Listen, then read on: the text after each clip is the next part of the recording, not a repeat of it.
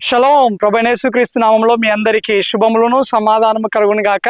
మరొక మారు ఈ యొక్క యోర్దాను నది నుండి మరొక వీడియో నేను మీ ముందుకు తీసుకొని రావడం జరిగింది. ఏంటి నెహెమ్యా ఎన్ని వీడియోలు చేస్తావు అని మీరు అనుకోవచ్చు. ఈ ప్రాంతానికి ఉన్న ప్రాధాన్యత లాంటిది. ఈ వీడియోలో మనం ఏం తెలుసుకోబోతూ ఉన్నాము అని అంటే, అసలు బాప్తిస్మము అన్న కాన్సెప్ట్ ఎక్కడి నుండి వచ్చింది.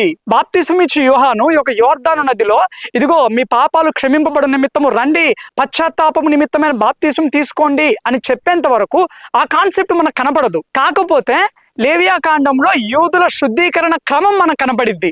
ఆ క్రమం నుండే ఈ యొక్క బాప్తిజం అన్న కాన్సెప్ట్ వచ్చిందా, లేక ఇంకేదైనా లోతైన విషయం ఉన్నదా అనేది మనం ఈ వీడియోలో పరిశీలన చేయబోతూ ఉన్నాం.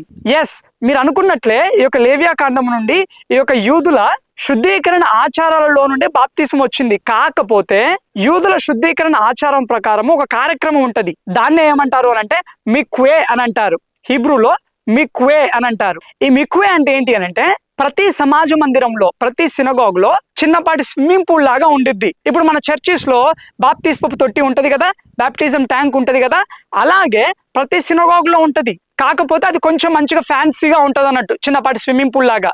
అయితే పురుషులైన వారు సంవత్సరానికి 2 మారులు ఆ యొక్క మిక్వే దగ్గరికి వెళ్ళి ఆ నీళ్ళలో మునిగి వారు బయటికి వెళ్తారు. ప్రాయచిత్తార్థ పండుగ రోజు కావచ్చు, అలాగే బూరధ్వనుల పండుగ రోజు కావచ్చు. ఈ పురుషులైన వారు సంవత్సరంలో 2 మారులు ఆ రకంగా మిక్వే దగ్గరికి వెళ్లి నీటిలో మునుగుట ద్వారా వారు శుద్ధీకరింపబడతారు. అంతేకాదు, ఆ కాలంలో ఎవరైనా వారింట్లో చనిపోయినా గానీ ఈ యొక్క ఎర్రని పేయ భస్మముల ద్వారా కలపబడిన శుద్ధ జలం వారి మీద ప్రోక్షింపబడుట ద్వారా, అటు తర్వాత వెంటనే ఈ యొక్క మిక్వేలో ఆ నీటిలో మునుగుట ద్వారా వారు శుద్ధీకరింపబడతారు. స్త్రీలైన వారు మాత్రము ప్రతి నెలకు ఒకసారి వారు ఆ యొక్క మిక్వేలో మునిగి లేపబడతారు. ఇది యూదుల యొక్క శుద్ధీకరణ ఆచారం.